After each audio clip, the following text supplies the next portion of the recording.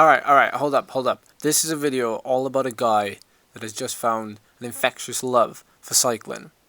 He may be a late starter, but it's amazing to play some small part in his journey this year. He aims to go from just complete newcomer to completing one of the hardest cyclosportives in the world, La Marmotte, with the final assault on Alpe d'Huez.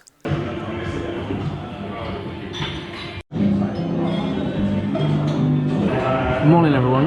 As you can tell, I'm in a pretty busy cafe here. I think this is the Watchtower in near Tower Bridge in London. We're running a few errands today, but we've had a nice breakfast. We've got some nice brownies to go, which I'm looking forward to, but not quite yet. And hopefully it's going to be a fully packed day.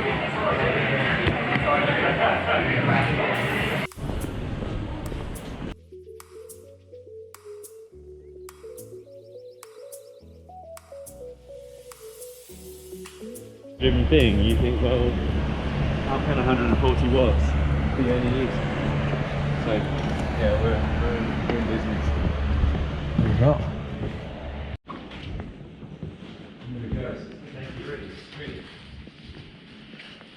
Tempted. Super soft. Really light. Good bars. Very good bars. So we're in Bespoke, which is a bike shop in Greensham Street, somewhere in the city centre. And ooh, something I'm here for. Yeah, I did. Yeah, exactly. So we go through a bike process, which is we buy new hours, £200. Who's this? Phil? Before we jump in, I'm going to introduce you to the viewers. This is Phil. Hi. And some of you, I mean, you all know I race on Zwift, but Phil is an avid racer on Zwift as well. And I think we're here today to, well, grab a new bike. Yes, indeed, Or at least talk about a new bike. And it's going to be like a hill climb build, something lightweight, but something quite classy as well, isn't it? Something that you're an aficionado of. I hope to be. Yeah. So we'll see what we can find upstairs. Very much. See what we can talk about.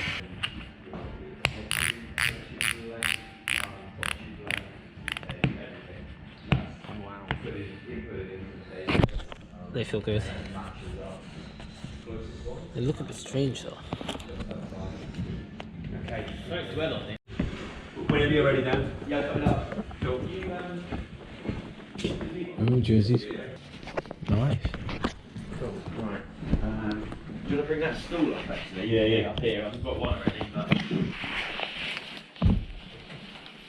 So Ed's going to kind of give me a little advice here on, because obviously Ed's the climbing guru. Got it? Yep. A little advice on setup and all that kind of stuff. Yeah. Tell me about the. It'd be really good to know like the brief for the bike. So I'm always big on like what is going to be the use for that, and then kind of the components to really complement that. Like what are the best components we can get to complement that build that you're looking to use. Now, interestingly with this, you've got two options here: extra small, or small. If you're shopping, you'll see another in the same. Oh, I don't mind that. Yeah. But I'm easy in terms of I don't know if the goal here is to get something that is truly unique and stands out. It's going to stand out and it's going to shine up well, and it will be shiny, like it will reflect sun and things like that. So it's going to stand out. If you look into the back side of the hub, the spokes are bonded in there and then effectively wrapped. On some of them, that one doesn't have it, I don't think. No, on some of them what they'll even do is where they join, where the spokes cross, they'll actually wrap with carbon to even stiffen it up. The MV 3.4 disc carbon with a 44mm rear depth and a 38 front, 1,410 grams, good in crosswinds, good customer service, and they run with, you can put some carbon TI hubs on there, isn't it, as well?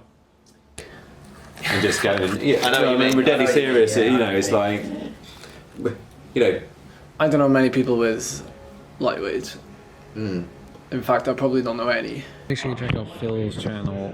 He will have the final specs, like what he's really aiming for over there. I think it's really interesting, like I'm really privileged to be here and like have a chance to like share my experience with building a hill climb bike, or just my experience in like what I've picked up on over the years, like what's the best equipment, what the guys here at Bespoke supply, and what Phil can go with. So I mean, each to their own, like everybody's got their own taste. I'm just here for like, you know, Phil to bounce ideas off of.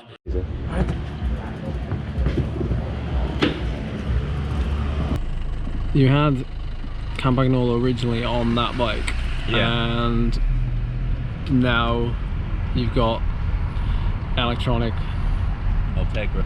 Yeah, so Shimano, from Campag to Shimano, a bit like the change I made. So yeah, it'd be interesting to hear your thoughts about it afterwards. Yeah, I mean, I love that Campagnolo group set. It was really smooth and beautiful. But it's not compatible with the Wahoo devices, and it does require a little bit more maintenance, and I'm not a maintenance kind of person, so yeah, I'm quite excited about it. The wind is kind of strong.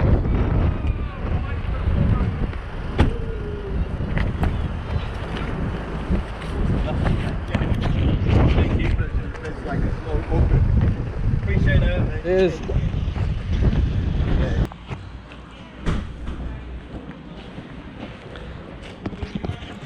So Phil had his Colnago at Bespoke Cycles, and they were just servicing it. He swapped the group set, and now he's going to race on it at the Lee Valley Velopark, which of course I've been there a few times before.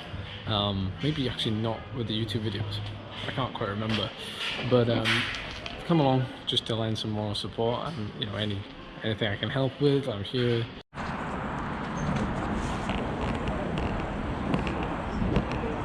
Phil's quite meticulous in what he does. I really admire it.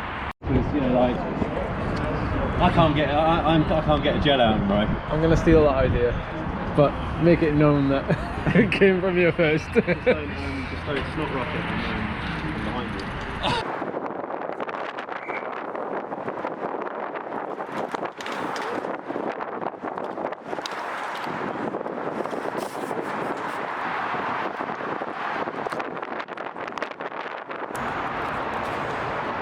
Oh my word, I'm sorry, it is so cold. By the way, thank you to those of you that have said hello, because some of you are a little bit shocked that I'm even here, like I'm so far away from home. But thank you for saying hello, I really appreciate it, and it's nice to hear how you guys are getting on and what your reason is for being here. This race is about 40 minutes long. It's fourth cats only. There's two races, fourth cats only and a third cat only, which is quite unusual. Like, certainly we never get things like that down our neck of the woods. It's either thirds and fourths. There are sometimes fourth cat races, but it's usually 2, 3, 4 cat races. So this is rather unusual. You know, there's a lot of new riders, you know, completely new riders. And with the wind the way it is today, like there's a little break now getting off the front of 3 riders. You know, a lot of people haven't raced before, so they don't kind of know group dynamics. You know, they don't know how a group flows and how, you know, breakaway works necessarily, or how to stay away, or how to get riders to work together. So there's lots of things that affect it. And it kind of makes it an exciting race, fourth cat racing. It's quite exciting to watch. So we started as a group of like 40 riders, is now split into smaller groups of like 5. Wind is definitely playing a part, but also Phil is in the right place because he's now in the top 10, which is allowing him some breathing space. Like, he doesn't have to chase, he doesn't have to bridge gaps to get back to the front.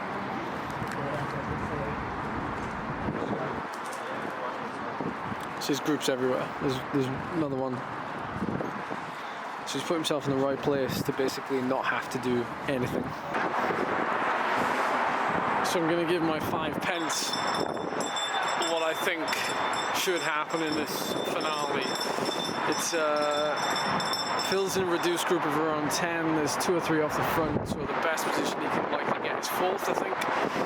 It's a headwind finish, a very strong headwind finish, so he has to go very, very late.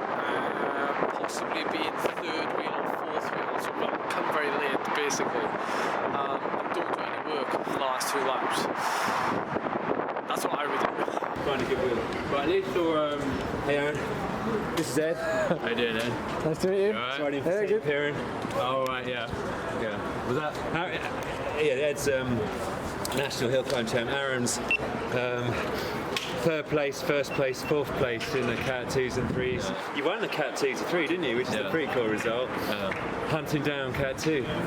Yeah, certainly ticking them off. It's going to storyboard it. That's a storyboard in it. Trying to show her in the whole time. Damn! Oh, am I like a signature or something? Oh, what's all your YouTube videos, man? This is just so cool. No worries. Oh my gosh! Get a photo. Yeah. Oh, Good form. what was I showing your videos today? I commented on it, and you replied, and it was like the biggest fanboy moment ever. I was like, oh my god. Yeah. Actually, get my phone. We don't actually have.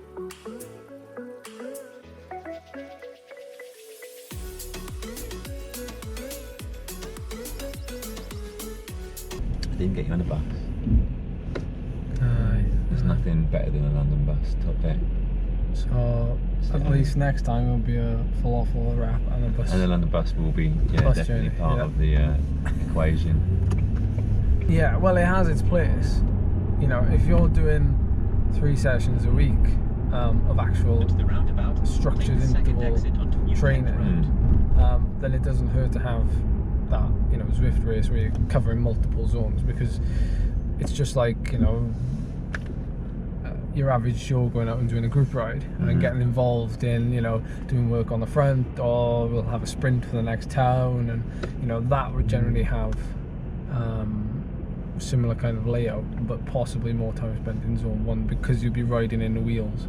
Yeah, because there's a crit race for me every Saturday, probably one Zwift race, which I'll probably flip a little bit more towards the crit racing for a little bit, because I need a bit more practice at high-end power spikes, recovery, all that kind of stuff. And I guess it's a little bit more complementary when you look at the power profile in the Zwift crit circuit. And it's good for just your overall riding ability. Brilliant. All right, have a really safe journey back. Yeah, I'll message you. Appreciate all of that. It's okay. Right. Okay. Cheers, Phil.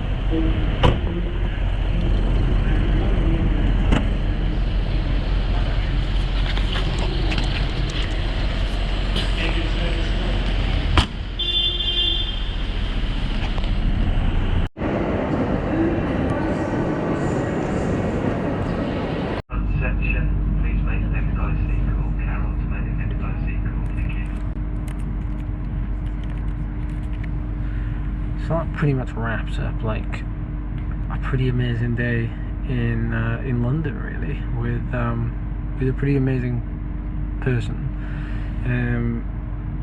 We got through an awful lot. We talked about a lot. I feel like we've been friends for years almost. The amount that we talked about, and that's great. I think that's brilliant. And I'm on the train home now, but I really encourage you to have a look at Phil's channel, see what he's doing, and you know, you see an awful lot of him throughout the year.